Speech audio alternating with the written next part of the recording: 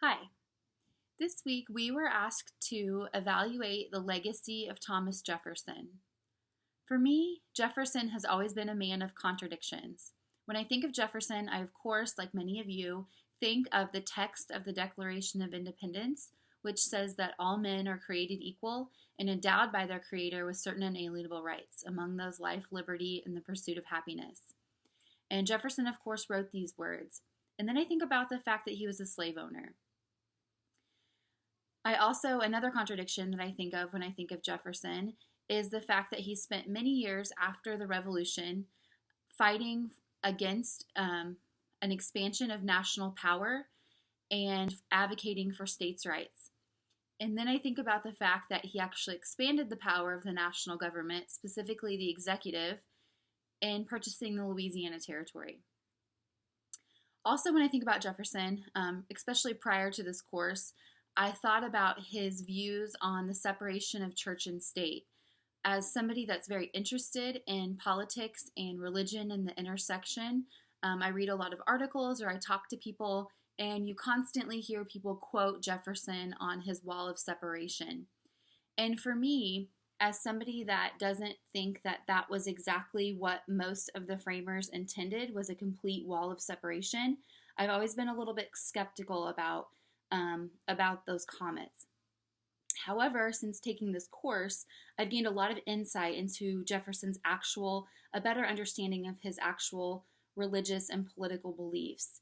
Back to week 1, when we watched the interview about Thomas Jefferson with Dr. Schultz, we were able to get some clarification on his personal religious beliefs and see that one of his main goals was actually not so much to eradicate religion from politics and government, but just to make sure that people were free to practice whatever religion they wanted, and specifically to remove state sponsorship from the Anglican and then later the Episcopal Church. Dreisbach this week, in the article that we read, gives some more examples of that, in the fact that Jefferson not only introduced the bill about disestablishing or breaking off the relationship between the church and state sponsorship of that church, but also introduced several other bills as well, ones that did not pass.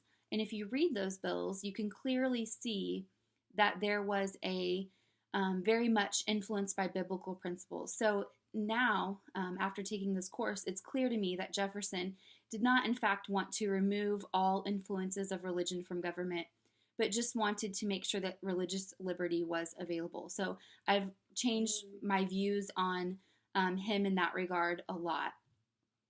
But for me, when I think of Jefferson, I still think of those contradictions. We've also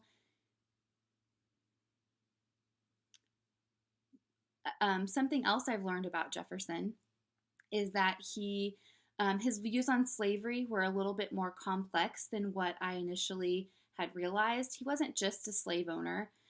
He did, in fact, work for emancipation and at the state level, and tried to convince people that that was the direction that they should take, although it was unsuccessful. He did attempt to promote abolition.